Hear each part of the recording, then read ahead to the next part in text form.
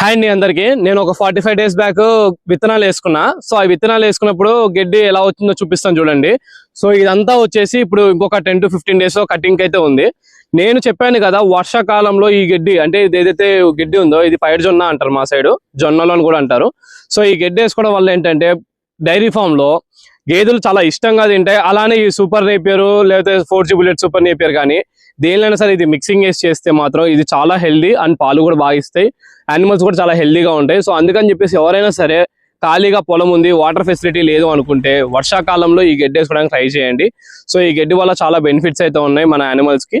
So అందుకని చెప్పేసి నేనైతే వేసాను. ఇంకొక 10 to 15 days లో ఇది కటింగ్ అయితే వస్తుంది. సో ఈ లోపు మన యానిమల్స్ కూడా వస్తాయి. సో మనకి ఏంటంటే యానిమల్స్ కి ఫీడింగ్ కి కరెక్ట్ గా ఉంటుంది, అలానే గడ్డి కూడా హెల్దీగా కాబట్టి.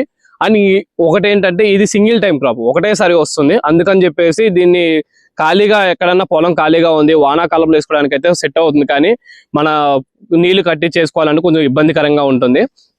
అలానే దీన్ని ఎండుగడ్డి కింద కూడా మార్చుకోవచ్చు. దీన్ని మొత్తం ఫుల్ గా వచ్చిన తర్వాత కటింగ్ చేసుకొని ఎండుగడ్డి కింద కన్వర్ట్ చేసుకొని మనం కుట్టిగా కూడా తయారు చేసుకొని అయితే వేసుకోవచ్చు. సో దానివల్ల చాలా బెనిఫిట్స్ అయితే ఉన్నాయి. సో మీలో ఎవరికైనా సరే మనం చేసింది కరెక్టా కాదా అని చెప్పేసి, ఈ గడ్డి పశువులు కరెక్టా కాదని తెలిసి ఉంటే కామెంట్ చేయండి కరెక్టా కాదని చెప్పేసి. అలానే మీలో ఎవరికైనా సరే దీనికన్నా ఇంకా బెస్ట్ ఉంటే కూడా చెప్పండి, మనం ట్రై చేద్దాం. Thank you.